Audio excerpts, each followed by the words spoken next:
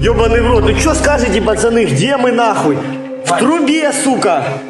The dark, claustrophobic, rusty corridor you see before you is the setting for one of the most desperate and deadly gambles in modern warfare.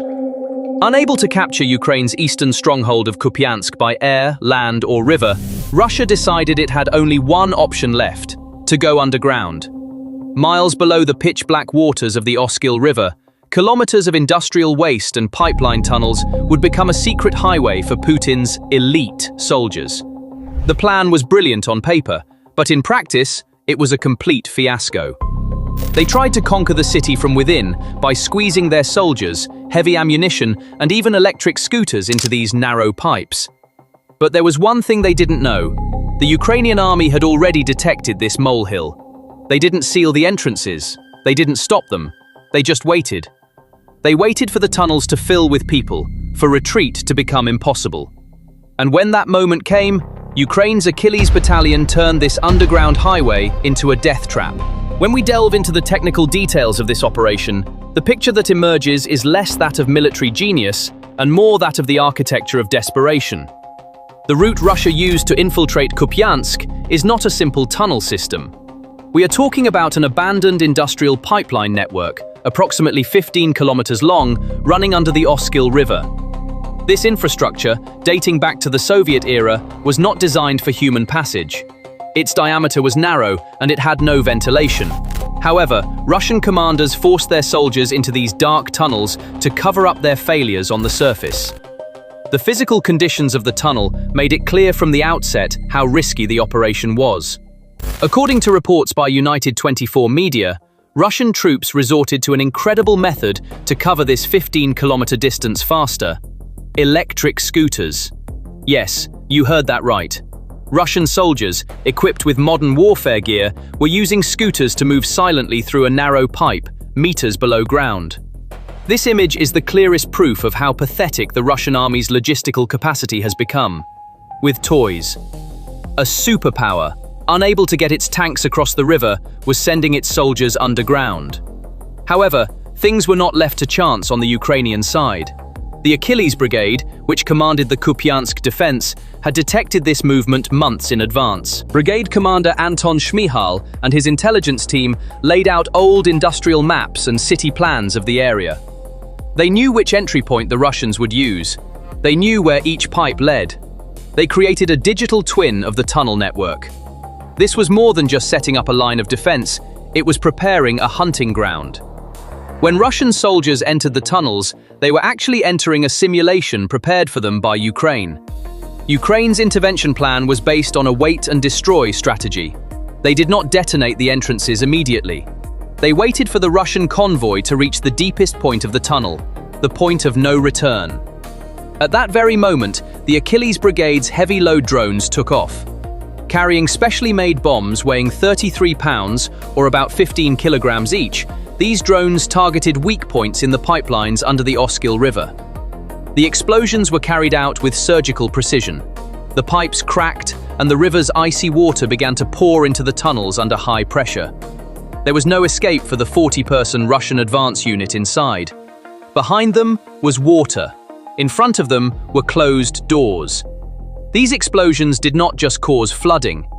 Methane gas and industrial waste that had accumulated in the tunnels, which had been closed for years, were released by the force of the explosion. The tunnel instantly turned into a massive gas chamber. When those who managed to survive ran towards the exits as the water rose, what awaited them was not freedom.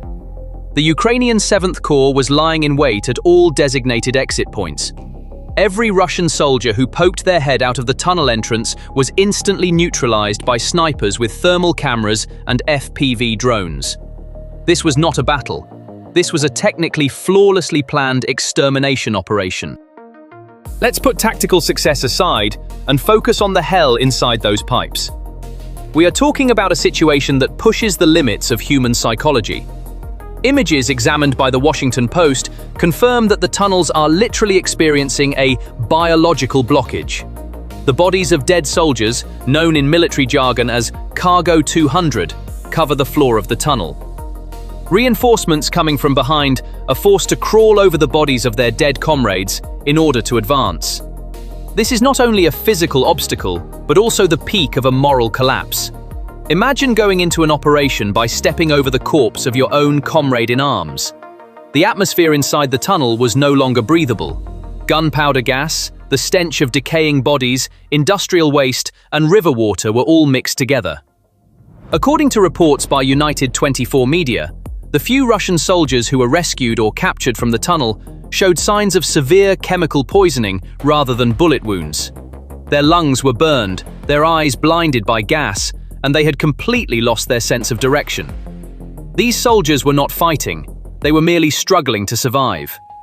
This plan, dubbed Operation Current by Russian commanders, had turned into a burial project that buried their own soldiers alive. What was even more terrifying was that this tactic was not being tried for the first time. A similar tunnel strategy had been tried before on the Kursk front and had ended in the same disaster. Radio communications recorded at the time documented the mental breakdown of the soldiers trapped in the tunnel. The soldiers, who had lost their minds, rather than waiting to drown or burn to death, put their own guns to their temples and pulled the trigger. The same scenario played out in the Kupyansk tunnels. The gunshots echoing inside the metal pipes were not aimed at the enemy, but at their own helplessness. This may not have been a war crime, but it was the greatest betrayal committed against one's own soldiers. The statistics confront us with this savagery in cold, ruthless mathematics. According to data published by the independent newspaper, the casualty ratio on the Kupyansk front reached an unimaginable level, 27-1. In this tunnel adventure, Russia sacrificed 27 soldiers for every single Ukrainian soldier it managed to kill. This ratio is not a sustainable casualty rate in modern warfare literature. This is a massacre. This imbalance, rarely seen even in the bloodiest trench warfare of World War I, proves that the Russian command values human life at zero. On the Ukrainian side, the situation has turned into a mole hunt, as described by Maxim Holubok, Chief of Staff of the Katyr Brigade. Ukrainian soldiers have a sledgehammer in their hands and are crushing any Russian unit that sticks its head out of the tunnel entrance. With 90% of the city under Ukrainian control, Russia's strategy has regressed to the absurd point of sneaking soldiers into the tunnels and making them hide until they are found and killed. These ghost soldiers, trembling in basements and under staircases with depleted ammunition and severed communication, know they cannot take Kupyansk. All they await is the end. So why is Putin so insistent? Why is he sending thousands of his soldiers to this claustrophobic hell, knowingly to their deaths? The answer to this question lies beyond simple territorial gains, hidden in the Kremlin's final gamble on the table. Kupyansk is not just a dot on the map, it is the logistical heart where Russia's main railway line from the Belgorod border connects to the Donbass front in eastern Ukraine. Cutting or controlling this artery changes the entire logistical flow of the war. Putin's grand plan was as much diplomatic as it was military. Moscow aimed to seize Kupyansk at any cost, even if it meant going underground, and use this city as a bargaining chip in upcoming peace talks. The plan was this. When sitting at the table, he would say, "Look, I'm at the gates of Kharkiv, and Kupyansk is in my hands. If you officially recognize my gains in Donbass, I will give Kupyansk back to you." In other words, Putin was actually trying to create diplomatic leverage, not a military victory. Militarily, the fall of Kupyansk would mean stabbing Ukraine's Donbass defense in the back. Ukraine's last strongholds in the east, such as Sloviansk and Kramatorsk, would be at risk of being surrounded by Russian troops advancing from the north.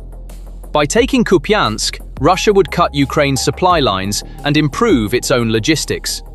This was a strategic strangulation move designed to suffocate the Ukrainian army. However, with the collapse of the tunnels, this pincer plan also fell through. The decay within the Kremlin was once again exposed by the failure of this operation. According to reports by the Institute for the Study of War, ISW, Russian commander Colonel General Kuzovlev clearly lied in the reports he submitted to Defense Minister Belousov. Kuzovlev painted a false picture of success, saying, "We have captured the settlements around Kupyansk, the encirclement is complete," while the tunnels were underwater and soldiers were drowning.